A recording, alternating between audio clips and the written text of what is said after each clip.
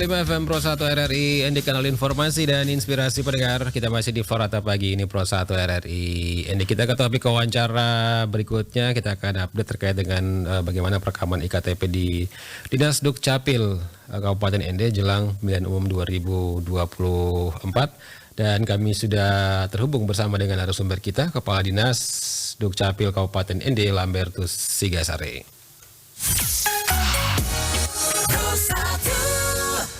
Selamat pagi Pak Ebi. Selamat pagi rekan Rizwan, selamat pagi juga buat pendengar setia RRI ND.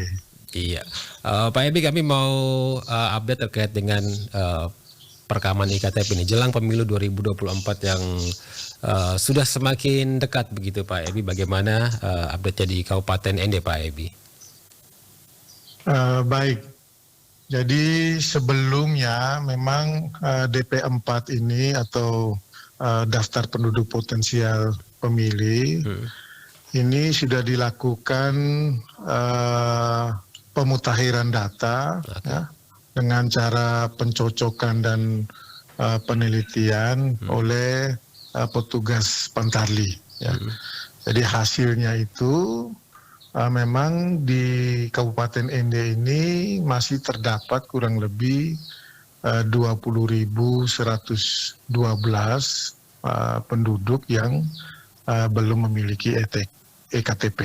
Ya. Dan ini data ini kami peroleh kalau tidak salah di bulan April Mei hasil dari kerja-kerja baik yang dilakukan oleh Pantarli.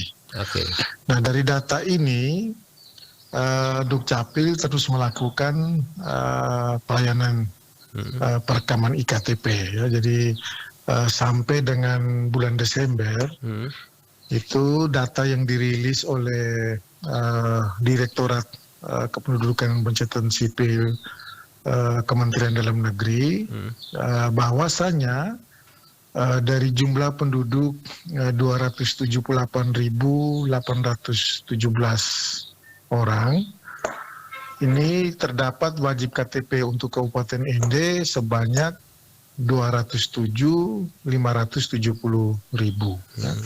Dan yang sudah merekam 196.513 penduduk, ya, atau sekitar kurang lebih 95,72%. Dan yang belum merekam kurang lebih 8.785 atau kurang lebih masih terdapat 4,23% dan sisanya masih statusnya PRR atau belum tercetak. Nah ini data yang dirilis per 31 Desember tahun 2023. Jadi kalau kita sandingkan dengan data dari KPU hasil kerja-kerja Pantarli sebanyak 20.112, maka dari sudah kurang lebih terjawab 11.327 ya, karena yang belum merekam ini 8.785 ya, atau sebesar 4,23%. Demikian rekan Rizwan. Baik, ini masih tersisa 8 ribuan lebih begitu Pak Ebi ya. Ini dengan target sampai dengan pemilu nanti ini bisa tidak nanti ini Pak Ebi waktunya? Kami optimis apabila ada kerjasama, ya, ada partisipasi dari masyarakat, ini data ini bisa tercapai ya, karena memang sekarang ini yang bisa kita lakukan hanya menghimbau masyarakat untuk sesegera mungkin merekam IKTP ya. Dan kita melakukan pemetaan data DP4 ya, data DP4 dengan data Dapodik ya. Kita melakukan pemetaan dan sinkronisasi sehingga sasarannya lebih jelas ya, karena memang di sekolah-sekolah itu juga masih banyak anak-anak siswa yang sudah wajib KTP tetapi belum melakukan perekaman KTP ya. Karena memang yang lebih efektif itu di tingkat sekolah, karena kalau masyarakat ini agak sulit ya. Jadi sudah beberapa kali kami melakukan pemetaan data by name by address per desa per kelurahan yang sudah kami distribusikan ke seluruh kepala desa untuk melakukan checklist terhadap keberadaan penduduk ini.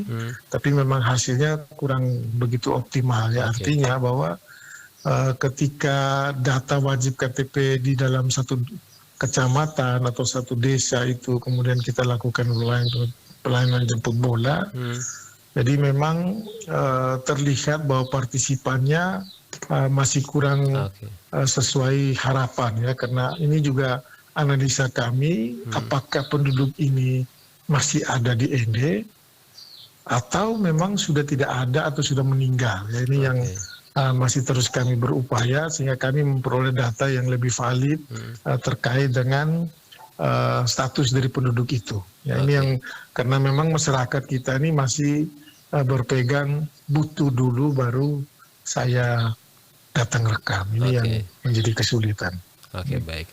Dan Pak Ebi, dari data yang ada ini 8 ribuan yang belum ini wilayahnya itu bisa terdeteksi kayak di daerah mana begitu Pak Ebi? Kemudian usianya? Dia tersebar di 21 kecamatan.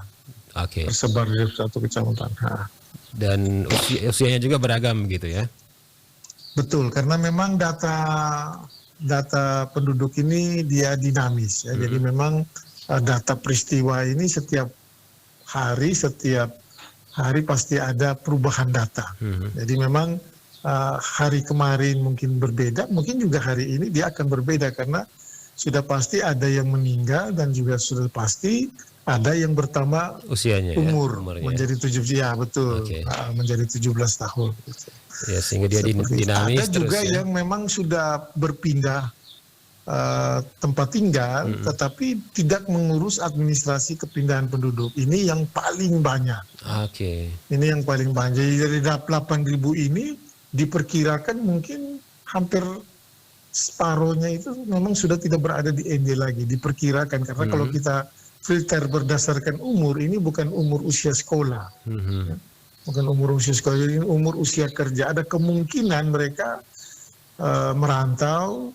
Ya, mungkin ke Sumatera, mungkin ke Kalimantan, mungkin juga ke luar negeri, tetapi tidak disertai dengan pengurusan surat pindah. Ya, jadi tetap terdaftar menjadi penduduk Kabupaten ND dan juga terdaftar sebagai di dalam DP4 ini. Seperti itu. Baik. Pak Ebi, untuk Kabupaten ND sendiri targetnya ini seperti apa Pak Ebi untuk perekaman ini?